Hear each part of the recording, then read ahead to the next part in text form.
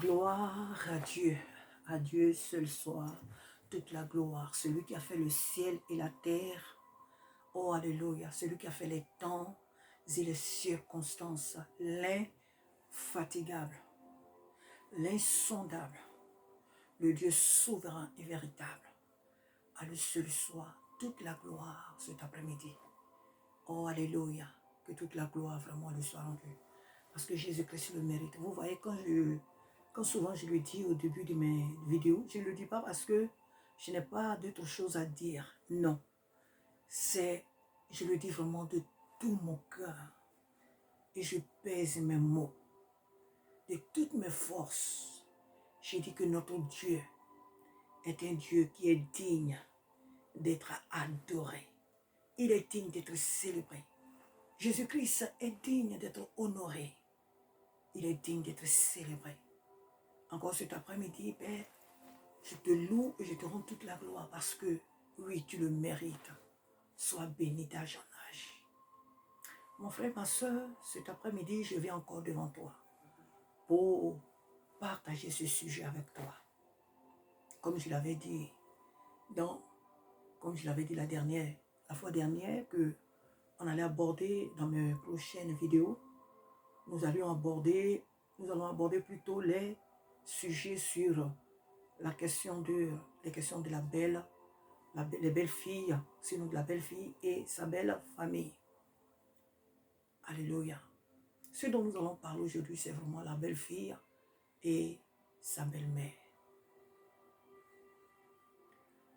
C'est vrai que nous venons dans la maison de Dieu, nous prions, nous jeûnons, nous évangélisons.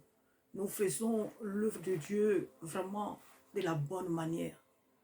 Mais souvent, on traîne avec nous des problèmes. Souvent, on traîne avec nous des situations très, très, très graves que nous-mêmes, nous ne mesurons pas souvent l'ampleur.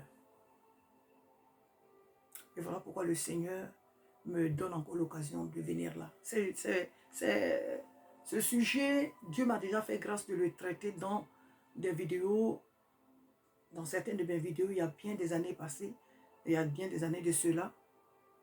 Et le Seigneur me met encore à cœur de revenir encore sur ce sujet. D'y revenir encore. Excusez-moi. Alléluia. Le Seigneur me permet encore d'y revenir. De revenir encore traiter de ce thème, vraiment, de la belle fille et de la belle famille, de la belle mère. D'abord, nous allons partir de l'histoire de Ruth et Naomi. Nous voyons dans la Bible que Naomi, sinon que Ruth, nous voyons la fidélité de Ruth. Nous voyons le comportement de Ruth vis-à-vis de sa belle-mère, Naomi. La parole de Dieu nous dit que Naomi était partie au pays de Moab, son mari, elle et leurs 2 fils. Pourquoi est-ce qu'ils étaient partis? Parce que il y avait la famine en Israël. Et lorsqu'ils sont partis arriver à Moab, un grand malheur les a frappés. Naomi et son mari ont perdu leurs 2 fils. Après quoi, le mari aussi, il est mort. Mais au temps où ces 2 fils meurent, ils étaient mariés à des filles moabites. Donc, Naomi ayant perdu toute sa famille, elle s'est vue dans l'obligation de quitter Moab. Mais elle attend depuis Moab aussi que Dieu avait visité Israël. Dieu avait visité son peuple. Ce qui veut dire que la famine avait pris fin et le pays était à nouveau dans l'abondance. Alors Naomi s'est dit, mais qu'est-ce que je fais ici? Ce pourquoi on était venu ici? Ben écoute, je ne l'ai pas eu. J'ai perdu mon mari, j'ai perdu mes enfants. Donc qu'est-ce que j'ai vieilli? Donc qu'est-ce que je fais ici au pays de Moab? Donc, des Moabites. Donc, je vais retourner chez moi. En plus, Dieu a visité mon pays, donc je vais retourner. Alors, Naomi prend comment on appelle, la décision de retourner en Israël. En partant, il faut dire que les 2 femmes de ses fils étaient avec elle en chemin. Et lorsqu'elle part, Naomi constate que ces deux filles ont vraiment pris la décision de venir avec elle. Mais elle s'est dit, mais attends, comment des jeunes filles comme ça, moi j'ai vieilli, je ne peux plus faire des enfants.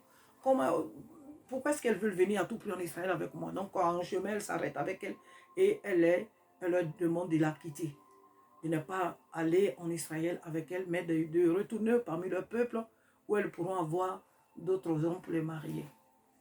La Bible nous dit que Orpa, parce que l'une s'appelait Orpa et l'autre Ruth, Orpa a bien accueilli les paroles de sa belle-mère. Et puis, écoutez, elle a dit, d'accord, ce qu'elle dit, c'est assez raisonnable.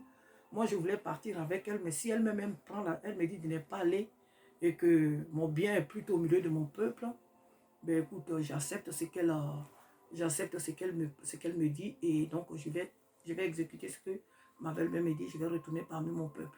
Donc, Orpa retourne vers son peuple.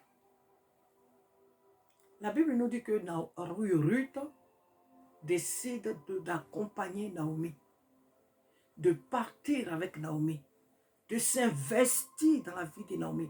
Ruth avait perdu son mari. Qu'est-ce qu'elle avait à suivre une vieille? Qu'avait-elle à gagner avec une vieille? Mais elle a dit, j'irai avec toi. Je vais t'accompagner. Elle s'est peut-être dit que c'est une vieille, pour ne pas quelque chose lui arrive en chemin. S'il lui arrive quelque chose en chemin, vraiment, je ne vais pas me le pardonner. Il faut vraiment que je l'accompagne jusque dans son pays, que je l'aide, tout ça, parce qu'elle n'a plus d'enfants, elle n'a personne. Donc, il faut que je parte avec elle. Naomi a tout fait pour que Ruth la quitte, mais la jeune dame dit non. Ton Dieu, là où tu vas, là, je vais aller là-bas avec toi. Ton Dieu sera mon Dieu. Là où tu mourras, là, c'est là-bas que moi je vais mourir. Donc, en un mot, Ruth a vraiment insisté. Elle a même découragé Naomi de continuer, de lui dire de retourner vers son peuple. Et finalement, Naomi a cédé et les deux femmes sont parties en Israël. Nous connaissons très bien cette histoire. La Bible n'a pas été écrite aujourd'hui, donc toute l'histoire de la Bible, pour tous ceux qui méditent très bien la Bible, ce sont des histoires connues, des vraies histoires. Alléluia. Donc, ils arrivent en Israël et nous savons tout ce qui s'est passé. Tout ce qui s'est passé. Naomi, par la suite, il y avait un homme qui avait un droit de rachat sur eux et toute l'histoire, je résume. Ruth va les glaner dans le champ d'un riche homme qui s'appelle Boaz, plus tard qui devient son mari. Ruth, qui était venue en Israël veuve, va avoir un homme capable même de la consoler au-delà de toutes ses attentes. Sa fidélité à sa belle-mère, son obéissance à sa belle-mère, son amour pour sa belle-mère lui a donné plus que ce qu'elle espérait. Plus que ce qu'elle espérait. Alléluia. Cet après-midi, je viens vers toi. Oh, c'est vrai. Nous sommes dans un monde moderne. Les jeunes filles, nous sommes tous modernes. Il n'y a pas quelqu'un à ce siècle-là, à notre temps d'aujourd'hui, il n'y a pas quelqu'un qui a 300 ans. Il n'y a pas quelqu'un qui a 200 ans. Peut-être les plus âgés sont peut-être dans les 100 et quelques années, mais il n'y a pas quelqu'un qui a 300 ans. Encore, moins. Donc, je vais dire que nous vivons tous dans un temps moderne. Et dans ce temps-là, la plupart des femmes se disent que nous, on est modernes. Nous ne sommes plus aux temps anciens où la femme pouvait faire ceci. La femme était obligée de faire telle ou telle chose. Donc, désormais, on prend soi-même ses décisions. On se fabrique soi-même des lois. On se fabrique soi-même des principes. Et on marche dans ces principes-là, soit disant que ça vient de la parole de Dieu.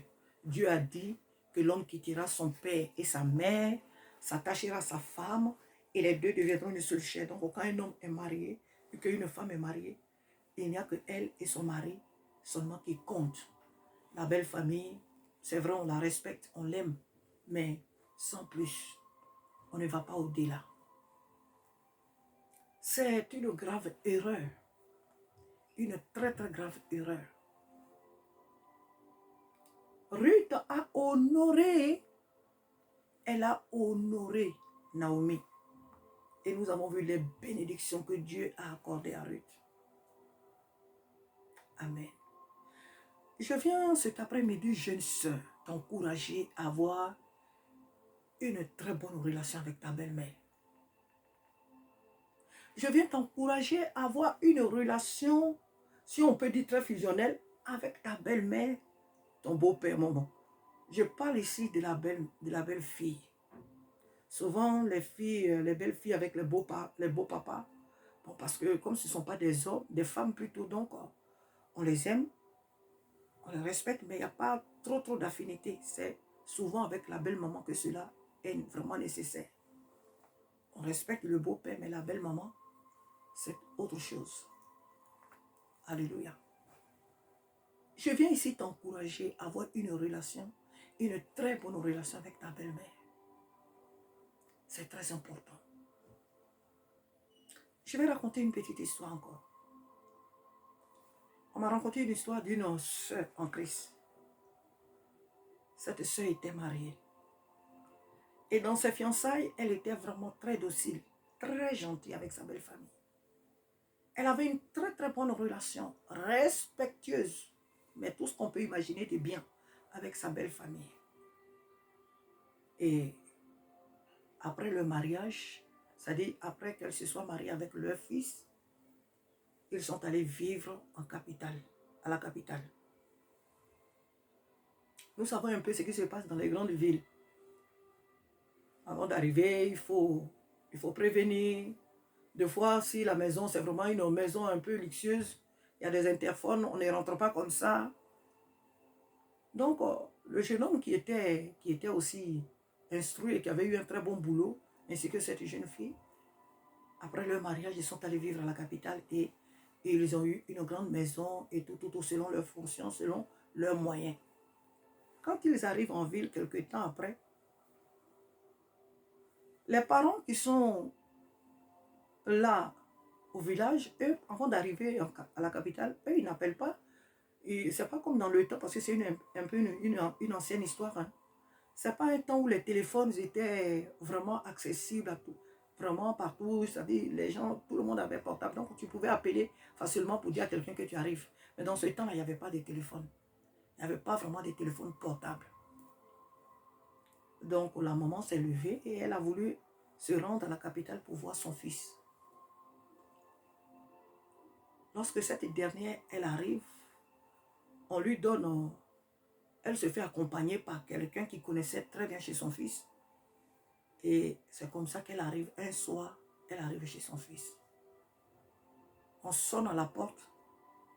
Le jeune homme qui l'avait accompagné sonne l'interphone. Il sonne à la porte. Personne n'ouvre.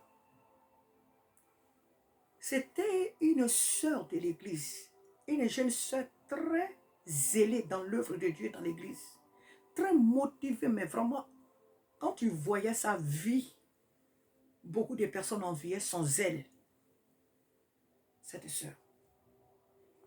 Et donc, sa belle-mère, ce soir-là, arrive du village, elle avait son petit balchon, elle avait préparé un peu de courses pour son garçon, un peu de bananes. Nous savons un peu, quand les mamans quittent au village, comment les choses qu'elles envoient à leurs enfants en ville.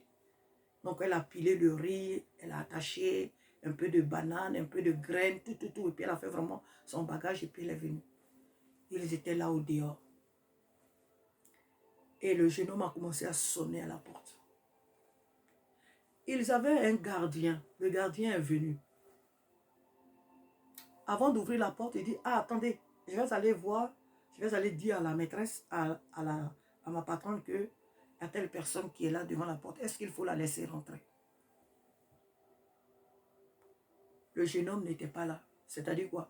Le mari de la jeune sœur n'était pas là ce soir-là. Peut-être qu'il n'était pas encore rentré du travail ou il était parti à une réunion de prière, mais en tout cas, le jeune homme n'était pas là quand sa mère était venue. Le gardien va dire à la jeune dame que voilà, ta belle-mère à la porte. Il dit, mais c'est qui ça, ma belle-mère? Comment ma belle-mère peut venir comme ça chez moi sans me prévenir? Comment ma belle-mère peut venir se présenter comme ça devant ma maison sans toutefois me dire qu'elle arrive? Moi, je ne la reçois pas. Et puis d'ailleurs, elle est avec qui? Et le gardien lui dit, ah, elle est avec un monsieur et tout cela. Elle n'a pas voulu ouvrir la porte. Mais la pauvre dame, la pauvre maman ne savait pas où dormir.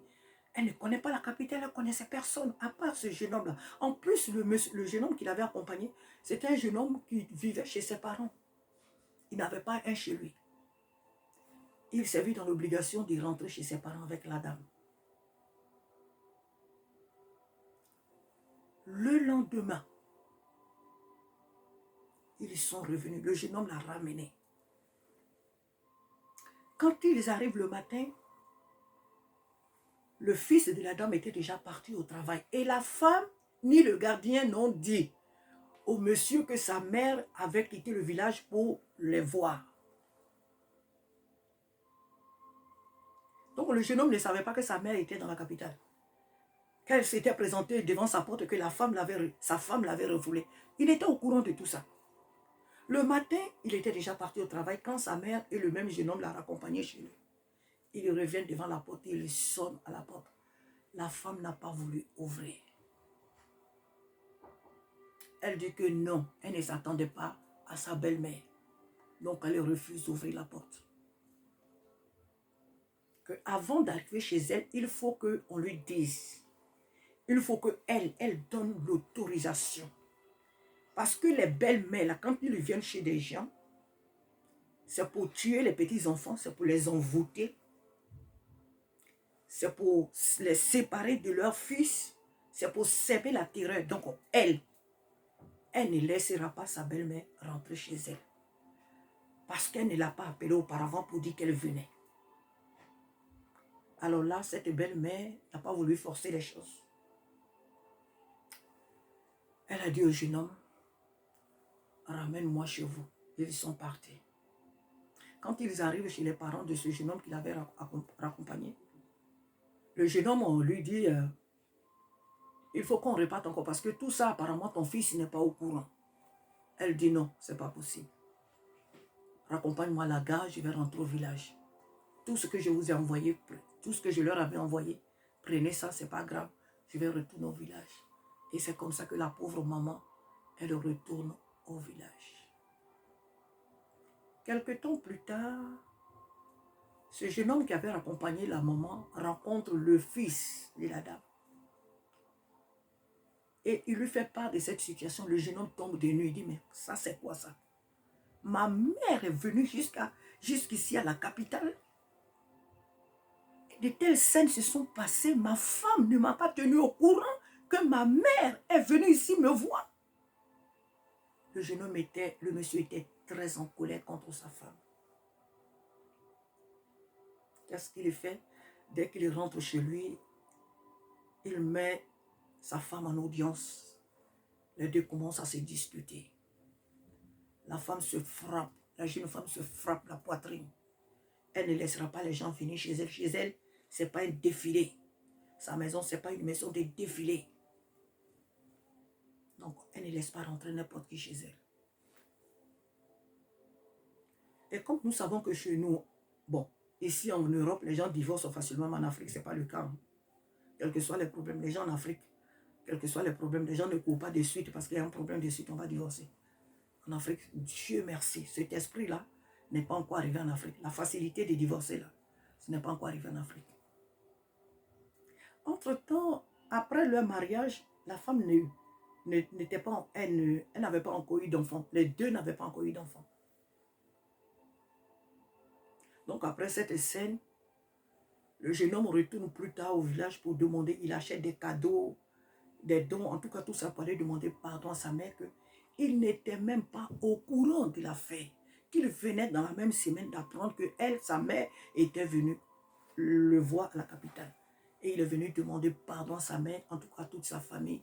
La maman, elle avait compris, elle ne voulait pas au départ parce que pour elle, c'était impossible que son fils ne sache pas ce qui s'est passé. Donc, mais après, elle a compris et elle a accepté les dons que son fils lui a fait. Il a pleuré au pied de sa mère, il a demandé pardon. Et les parents lui ont pardonné et tout ça. Puis après, il est retourné. Quand il retourne chez lui, à la capitale, il faut dire que le temps qu'il passait avec sa femme, elle avait du mal à concevoir. Ou des fois, quand elle conçoit, la grossesse tombe. Et jusqu'à un certain moment, elle a eu un enfant. L'enfant qu'elle a eu, l'enfant était malade. Il avait un problème comme s'il était fou. On appelle ça ici schizophrène. L'enfant était bizarre. Elle a eu un deuxième enfant avec le jeune homme, avec le monsieur. L'enfant est paralysé. Un petit garçon, c'était 2 garçons. L'enfant est paralysé. Plus de 2 ans, l'enfant ne marche pas. Je me demande, mais c'est quoi? Quel est le problème? Nous sommes des chrétiens. On sert dans notre église. Nous sommes même des responsables. On prie, on jeûne, on fait des veillées. On a une vie chrétienne rangée. Quel est le problème? C'est quelle preuve que Dieu nous envoie comme ça? Elle avait oublié qu'elle a fait du mal à quelqu'un. Sinon à quelqu'une. Mais ben, je peux dire quelqu'un puisque le mal qu'elle avait fait à la belle-mère, c'était à toute la famille qu'elle avait fait. Elle avait oublié qu'elle avait sémé un mauvais grain quelque part. Quelque temps après, dans leur église, il y a eu un temps de prière et tout. Parce que l'église savait ce que dans leur famille, dans leur foyer, ils traversaient. Donc un prophète arrive à une séance de séminaire, tout. Et une prophétie sort que tu as fait du mal à ta belle-mère. Elle ne vous a pas maudit, mais le mal que tu lui as fait là, le fait que son cœur a gémi, tu l'as humilié, elle a porté son enfant. Elle n'était pas venue pour rester chez vous, elle est venue tout simplement vous voir. Et c'est une période même de lourd, je peux dire comme ça, de lourd l'arbeur au village. Les parents, quand ils viennent comme ça à la capitale, c'est des gens qui n'aiment pas rester à la capitale. Ils n'aiment pas trop les trucs vraiment de la capitale. Et ils se sentent à l'aise chez eux au village. Donc, la dame, elle était venue tout simplement pour voir son fils et pour vous voir. Selon les relations que toi-même tu as tissées avec eux quand vous étiez fiancés. Elle était venue pour vous voir. Elle n'était pas venue pour vivre chez vous. Mais tu ne l'as pas laissée rentrer à la maison. Tu as été très, très méchante. Donc, le mal que tu as fait à ta belle-mère là, c'est ça qui t'arrive. Elle s'est mise là à pleurer. Elle s'est mise là à se lamenter. Cette jeune dame s'est mise là à demander pardon à Dieu. Elle s'est mise là à se tordre de douleur, je ne sais pas quoi, à faire toutes sortes de scènes, à demander pardon à Dieu. Dans le même temps, elle organise un voyage vers le village pour aller demander pardon à la belle famille, à la belle maman. Dans les temps où elle se préparait, qu'est-ce qu'ils apprennent? La belle maman, elle est morte. Elle n'a pas reçu son pardon et la pauvre dame, elle est morte.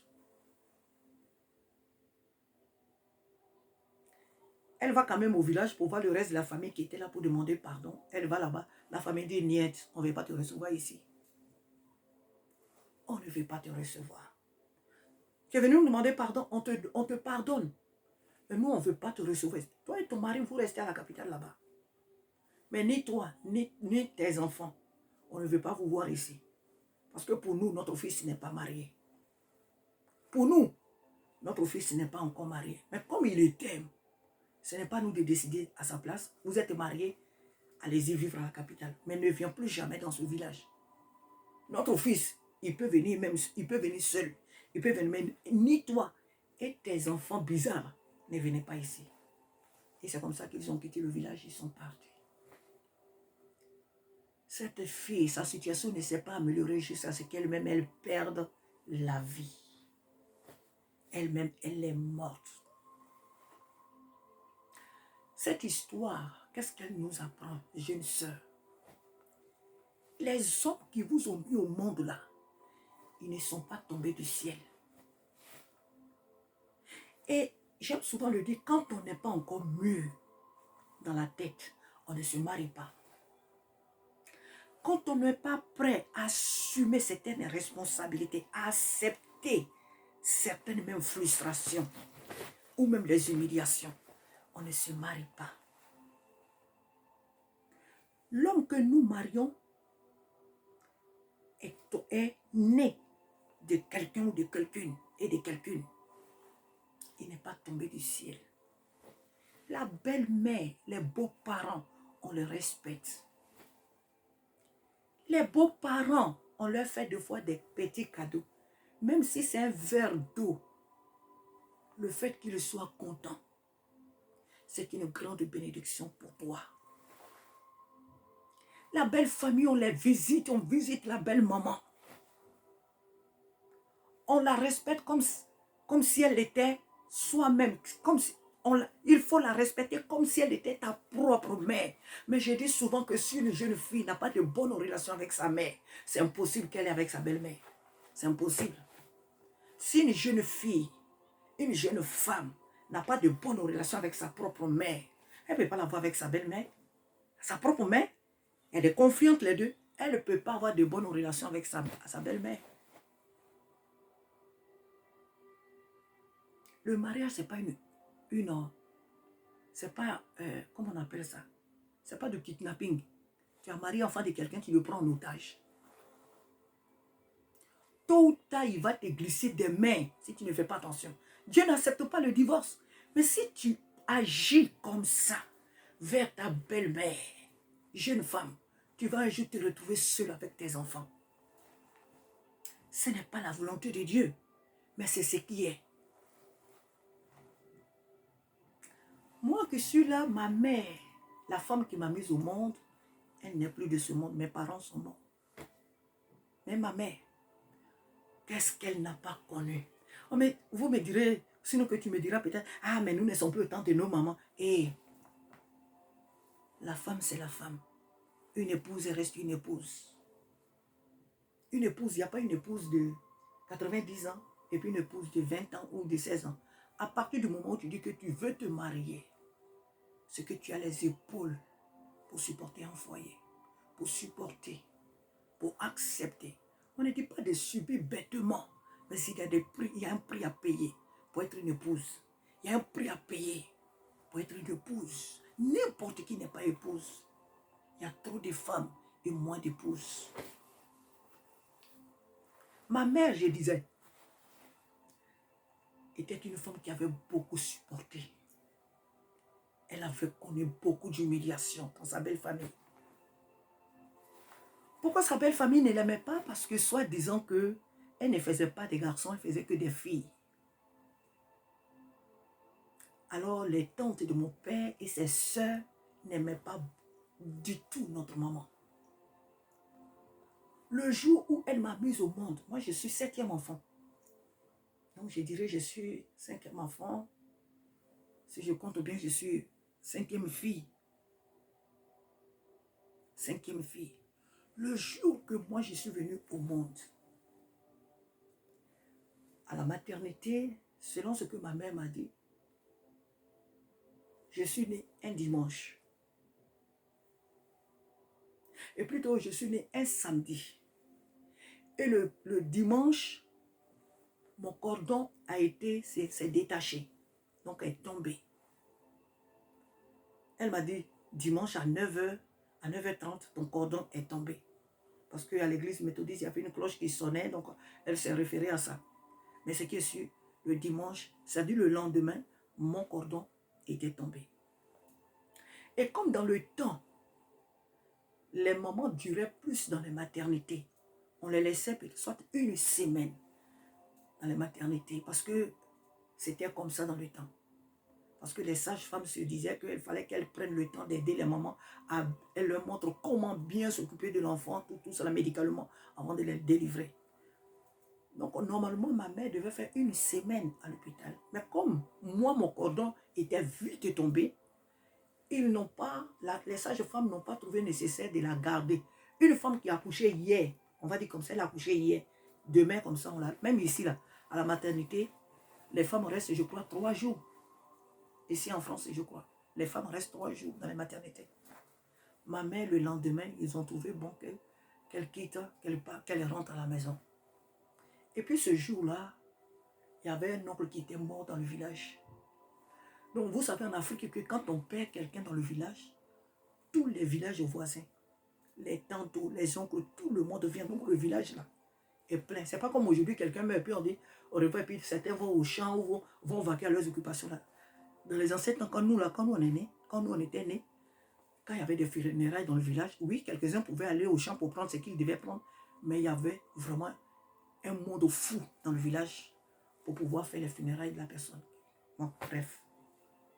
Donc, c'est comme ça que ma mère, mon père qui s'attendait à ce que ma mère rentre dans une semaine, lui, il était avec ses amis en train d'organiser l'enterrement. Et le monsieur surtout, c'était un oncle de la famille qui était mort. Donc mon père et ses frères et les autres hommes étaient en train de faire les préparatifs pour l'enterrement. Lui ne s'attendait pas que ma mère allait venir de suite au village. Et dans le temps aussi, les moyens de transport n'étaient pas vraiment réguliers. Qu'est-ce qu'elle fait, la pauvre dame, ça dit ma mère? Elle fait son petit baluchon là. Elle met ça sur sa tête et elle me met, comme nos mamans portent leurs enfants en Afrique, dans le pagne. Elle me met dans le pagne et elle marche de la ville jusqu'au village. La pauvre dame, elle arrive. Quand elle arrive au village net là, chez nous à la maison, il y avait des tantes. Il y avait les soeurs de mon père, il y avait ses tantes. Et toute notre maison était pleine de femmes et quelques personnes. Alors quand ma mère arrive net, il y a eu une tante de mon père. Dès qu'ils ont vu ma mère venir de loin, elle a dit à toutes les femmes qui sont là, on dit, qu'est-ce qu'elle a fait encore, cette femme-là? Qu'est-ce qu'elle nous a fait encore, cette femme qui est venue pour perdre notre famille-là? Qu'est-ce qu'elle nous a fait encore aujourd'hui? Et l'autre répondit, elle a fait une fille. Elle dit, on n'a qu'à la huer, que tout le monde crie sur cette femme, parce qu'elle est vraiment venue pour perdre notre famille. Chers frères et sœurs, tout le monde, toutes les femmes ont levé une voix comme si c'était un match de foot. Elles ont levé la voix pour huer ma mère. Pourquoi? Parce qu'elle venait de faire une fille. Elle venait encore pour eux, sinon pour elle, de faire encore une fille. Comme si c'était elle qui avait la capacité de créer les êtres humains. Bon, bref. Ma mère a vécu cette humiliation-là. Elle ne s'est pas plainte. Elle n'a pas dit, mais pourquoi moi j'ai accouché? J'étais entre la vie et la mort. Pourquoi vous faites ça? Je suis en train de maudire, en train de se défendre. Non. Rien du tout. Mon père qui n'était pas là plus tard, on lui a dit, parce qu'il a entendu les cris, de là où il était, il a entendu. Et quand il arrive à la maison, on lui apprend ce qui s'était passé. Nos papas aussi, avec le respect qu'ils avaient pour leur maman, leur tante et leur soeur, il n'a pas trop vu ça. C'était mauvais, mais il n'a pas fait de scandale par rapport à ce qu'elles avaient posé comme acte. Il n'avait pas aimé, mais il n'a pas trop manifesté son mécontentement. Et ma mère rentrait tranquillement à la maison. Elle m'a prêté. Et ces tantes-là, plus tard, elles sont parties. Parce que comme ma mère était venue avec moi, elle ne se voyait plus dans l'obligation de rester à la maison. Elles sont toutes parties. Et c'est comme ça que ma mère s'est occupée de moi, comme une mère s'occupe de son enfant. Et pour résumer, jusqu'à ce que j'ai grandisse. Bref, il y a eu d'autres faits, mais je m'arrête là. Mais cette maman, pourquoi je prends son exemple et qui m'est resté jusqu'à aujourd'hui? Parce que, malgré tout ce que ses belles soeurs, ses beaux-frères lui ont fait vivre, jamais notre mère ne s'est disputée avec l'une de ses belles soeurs. Jamais. Elle les accueillait tout le temps à la maison. Même des fois, quand elle part au champ, il y avait certaines qui allaient après elle pour leur donner des régimes de bananes, des lignames et tout. Elle leur donnait. Nous, on était enfants. Elle disait toujours, elle dit, moi, je suis une reine. Elle dit, moi, je suis une reine. Ce sont mes filles là demain qui vont m'enterrer. Et c'est ce qui a été. Elle dit, moi, c'est moi qui ai de quoi donner aux autres. Ils n'ont rien à me donner. Moi, je suis une reine. Si les autres ne m'aiment pas, parce que j'ai fait des filles, ils savent pourquoi ils ne m'aiment pas. Mais celui qui me les a données, il sait pourquoi il me donne des filles. Je n'ai pas à me défendre. Dieu est trop grand pour me défendre. C'était ce qu'elle disait toujours.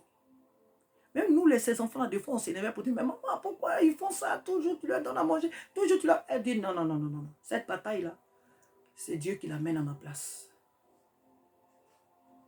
Chers frères et sœurs, effectivement, nous nous sommes occupés de notre mère. Et elle est morte. Elle a été enterrée dignement. Elle a bien vécu. Je vais vous épargner le reste. Mais ce qu'elle avait dit là, c'est ce qui s'est accompli. Dieu l'a béni au travers de nous. Elle a vécu une vieillesse heureuse. Et elle est partie. Après mon père, 10 ans, mon père est mort. 10 ans après, elle aussi, elle a suivi en 2021. Mais nous, ces enfants-là, Dieu nous a bénis. Parce qu'elle disait toujours, dit, quand une femme fait du bien dans sa belle famille, les enfants qu'elle fait dans la famille, là, c'est Dieu qui les bénit. Tout ce qu'elle fait, elle doit le faire pour ses enfants. Elle ne doit pas regarder qu'à elle. Si tu fais du bien dans ta belle famille, le bien que tu fais là va se répercuter sur tes enfants. Donc il est nécessaire qu'une femme fasse du bien toujours dans sa belle famille. Même quand elle est maltraitée, elle doit regarder à l'avenir de ses enfants.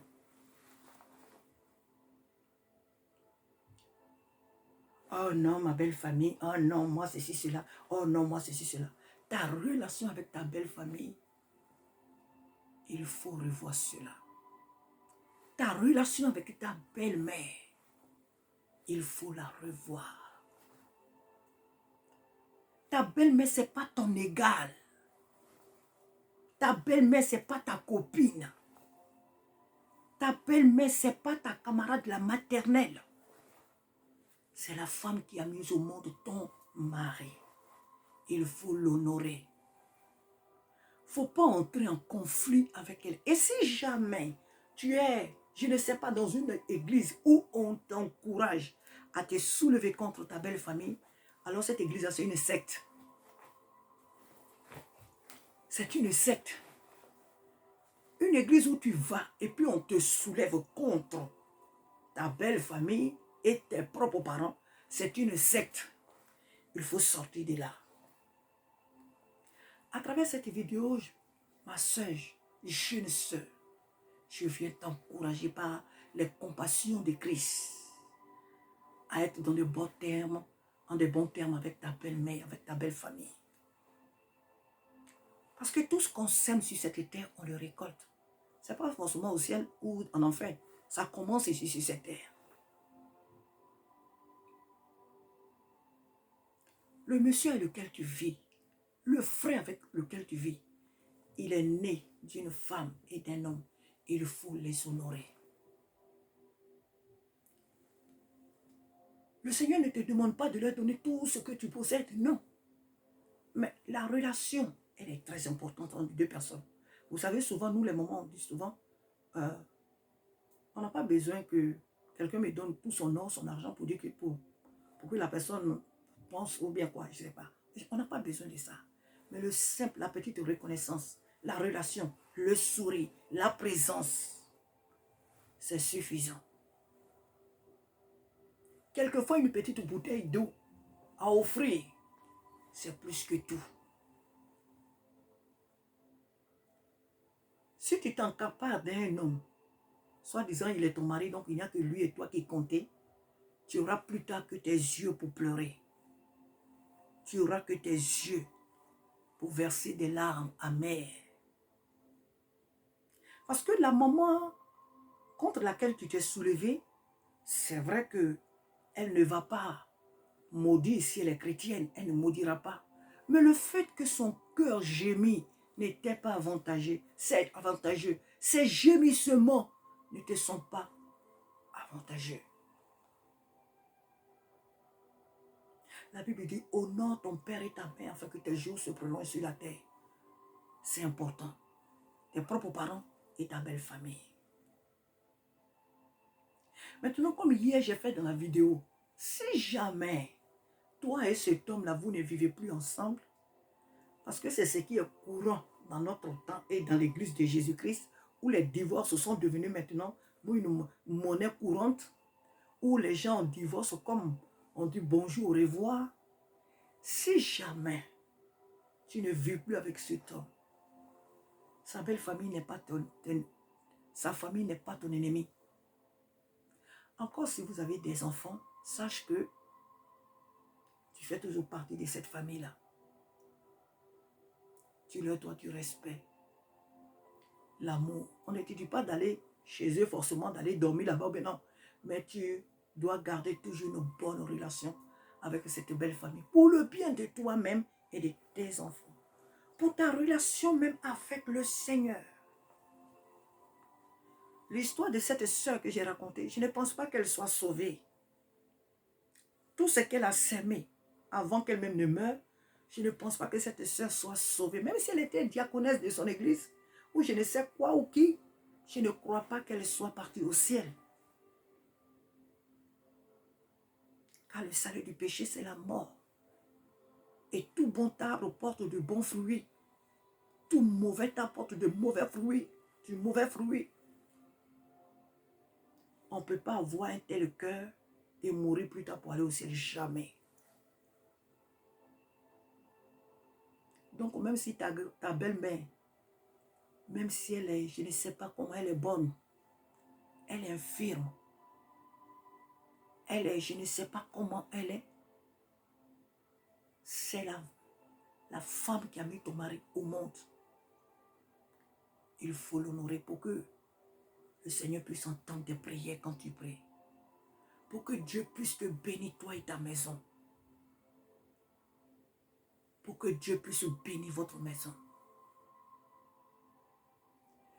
Une femme, lorsqu'elle épouse un homme, il y a aujourd'hui et là je vais m'arrêter là. Si le Seigneur permet que j'en fasse une autre vidéo, je la ferai, mais je vais m'arrêter là sur ce point. Il y a aujourd'hui beaucoup de nos jeunes gens qui ont été meurtris, blessés, abandonnés par leur père. Les moments, c'est un peu rare, mais la plupart, c'est le papa qui est parti de la maison et la maman a su tramer avec les enfants. Alors, tu te maries avec un homme qui a connu cette épreuve-là, qui n'a pas connu l'amour maternel et qui a gardé une sérieuse rancœur contre son père. Lorsque vous vous êtes mariés, il t'a fait le tableau de tout ce qu'il a vécu avec son père. Oh, jeune sœur, encouragez-le à se réconcilier avec son père, quelles que soient ses raisons. Même s'il a raison, encourage-le à être en de bons termes avec son père. Ne dis pas non, mais de toute façon, son père n'est pas bien. Ah oui, c'est son père qui les a abandonnés. Peut-être que toi aussi, ton père t'a abandonné. Donc, vous deux, vous êtes dans le même cas. Dans le même cas, donc, oh oui, écoute, nos parents, ils sont comme ça, ils sont comme ça. Donc, moi, si mon mari ne veut pas aller, écoute, je ne vais pas l'obliger. Non, non, non, non, non. Nous, notre raison n'est pas celle de Dieu. Notre jugement n'est pas celui de Dieu. Alléluia. Donc, je t'encourage à s'aimer la paix entre ton mari et sa famille, entre toi et ta belle famille, pour que la rosée du ciel vienne sur toi, sur ta maison. Car la Bible dit quoi? La femme sage bâtit sa maison et l'insensé la renverse de ses propres mains. Tu peux être en de bons termes avec ton mari. Tu peux l'honorer. Tu peux être bien soumise, lui préparer tous les bons plats qu'il aime. Mais si entre toi et sa mère, ses frères, ses soeurs, son père, en tout cas sa famille, les choses coincent, ma soeur, ma petite soeur, ma chère, ma soeur bien-aimée, tu as un sérieux problème. Tu es assise sur une malédiction. Si entre toi et ton mari, tout va bien, mais qu'avec sa famille, tout va mal, tu es assise dans une malédiction.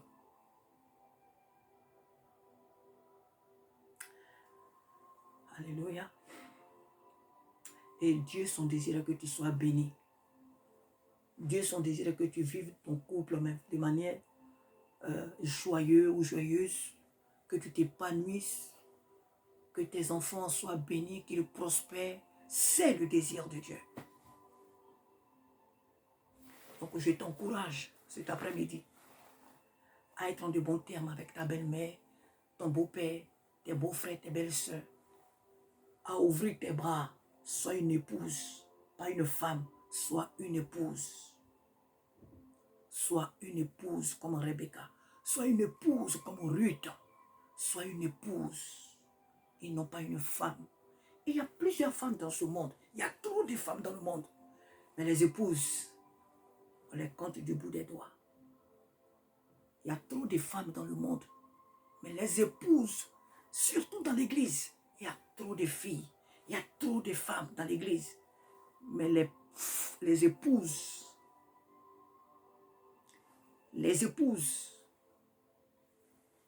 On les compte du bout des doigts.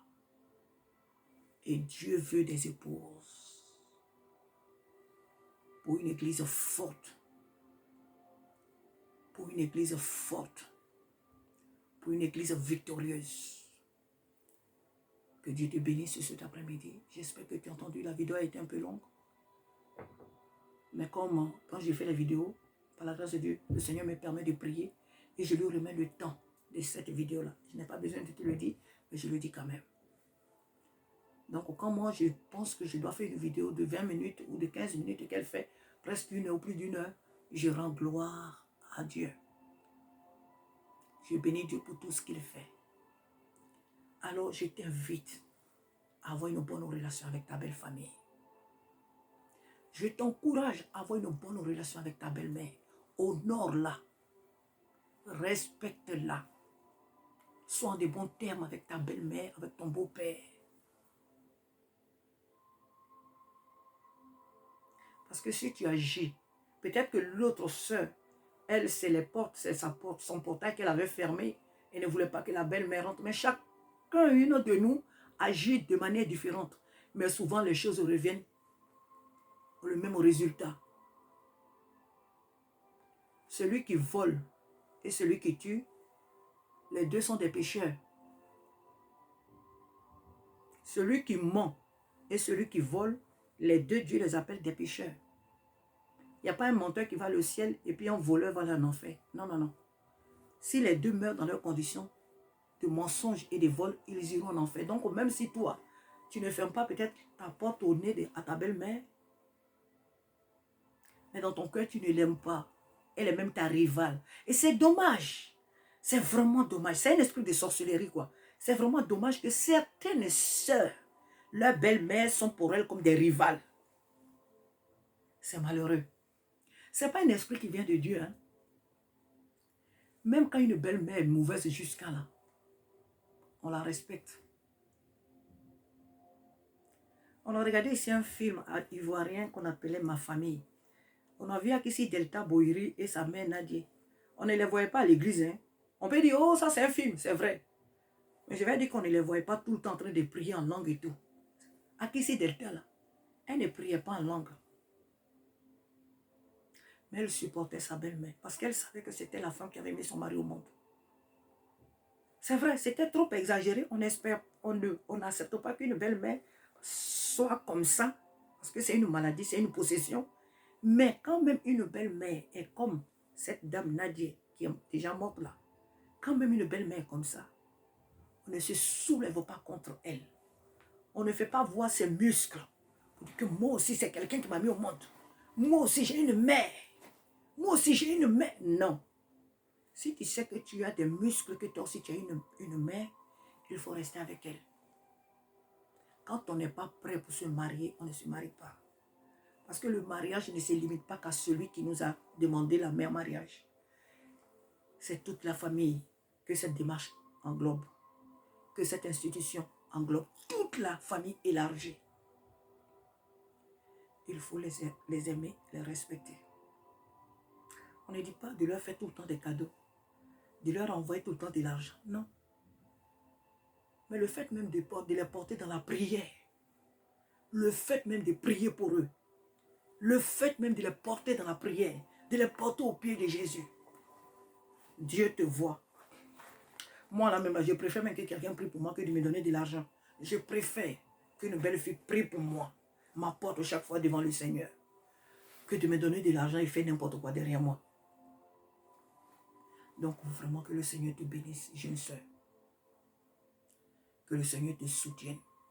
Que la bénédiction de Dieu soit sur toute ta maison. Sois en de bons termes avec ta belle-mère. Sois en de bons termes avec ta belle-mère. Et si cette dernière, si elle ne vit plus, mais que le père de ton mari s'est remarié, garde toujours cette relation avec cette dernière. Sois en de bons termes avec ta belle famille. Que Dieu te bénisse abondamment. J'espère que ce que le Seigneur a dit au travers de moi, tu l'as entendu. La vie chrétienne ne consiste pas seulement à faire des jeûnes, à faire des prières, à faire des veillées. La vie chrétienne, c'est notre vie de tous les jours. Tous les jours. Ce n'est pas seulement prier, ce n'est pas seulement jeûner, ce n'est pas seulement méditer la parole de Dieu. La vie chrétienne, c'est la vie de tous les jours. Et nous servons Dieu. Même en nous lavant, on est en train de servir Dieu. Même en mangeant, on est en train de servir Dieu. En faisant la cuisine, en allant au travail. Tout ce que nous faisons dans la vie, dans notre existence là, concourt à la gloire de Dieu. Voilà pourquoi l'apôtre Paul dit, si quelqu'un est en Christ, il est désormais une nouvelle création. Les choses anciennes sont passées, toutes choses sont devenues nouvelles. Donc, si je vis, il dit encore, ce n'est plus moi qui vis, c'est Christ qui vit en moi. Donc, toute notre vie est au service du Seigneur. La vie chrétienne ne se limite pas qu'à la prière, au jeûne, au veillées, à tout ce que nous faisons dans nos assemblées. La vie chrétienne, c'est tout ce que nous faisons chaque jour. Et ce que nous faisons chaque jour doit contribuer à la gloire de Dieu. Que Dieu te bénisse. Que Dieu te bénisse abondamment. Amen. Amen, amen, amen, amen. Alors j'aimerais cet après-midi t'encourager, toi qui n'as pas encore fait la paix avec le Seigneur Jésus. Les temps sont courts. Les temps sont très mauvais. Les bruits de guerre, les tremblements de terre, les inondations, des enfants qui se soulèvent contre leurs parents. Et même Jésus a parlé que des belles filles vont se soulever contre leur belle-mère. Mais je crois que ce message s'adresse à celles qui ne connaissent pas Dieu. Parce qu'une personne qui est une femme, une soeur qui connaît Dieu ne peut pas se soulever contre sa belle-mère. Tu n'es pas possédé. Tu n'es pas possédé. Tu ne peux pas te soulever contre ta belle-mère. Donc ce message-là s'adresse aux païennes, à celles qui viennent dans les églises là. Et puis quand elles viennent là, c'est le portable qu'elles ont à la main. C'est le portable. Elles sont dans l'église et puis elles envoient des messages. Les touristes là, c'est d'elles qu'il est question. Mais une personne qui est née de nouveau, une femme qui est née de nouveau, ne peut pas se soulever contre sa belle-mère. Parce qu'elle sait ce que dit la parole de Dieu. Amen. Donc vraiment, viens à Jésus, toi qui ne l'as pas encore connu. Les temps sont mauvais. Donne ta vie à Jésus, s'il te plaît. Donne ton cœur à Jésus. Dis-lui, Seigneur Jésus, Sarah m'a dit que tu as donné ta vie pour moi. Que tu es mort pour mes péchés. Viens, entre dans ma vie. Fais de moi ton enfant. Fais de moi ton enfant. Je te donne ma vie. Et parce que tu es mort pour moi, Seigneur Jésus, viens et fais de moi ton enfant. Et montre-moi une église où je peux aller te prier avec les frères et les sœurs. Le Seigneur te conduira. C'est la Bible qui le dit. Ce n'est pas moi, Sarah, qui le dit. Je ne fais que transmettre ce que le Seigneur a déjà écrit dans sa parole. Jean 3, 16. Car Dieu a tant aimé le monde qu'il a donné son Fils unique afin que quiconque croit en lui ne périsse point, mais qu'il ait la vie éternelle. Donne ta vie à Jésus et tu auras la vie éternelle. Donne ta vie à Jésus et tu seras sauvé. Ne remets pas à demain ce que tu peux faire aujourd'hui. Ne remets pas plus tard ce que tu peux faire aujourd'hui, car demain, les heures qui suivent ne t'appartiennent pas. Donne ta vie à Jésus maintenant et tu seras sauvé. Que Dieu nous bénisse, que le Seigneur nous soutienne, que le Seigneur nous fortifie. J'espère que la prochaine vidéo, le Seigneur me permettra de parler aussi des jeunes frères. Mais je pense que le sujet, il est pareil. Que ce soit les sœurs, que ce soit les frères, le sujet dans les deux camps, il est pareil. Donc vraiment que le Seigneur vous aide.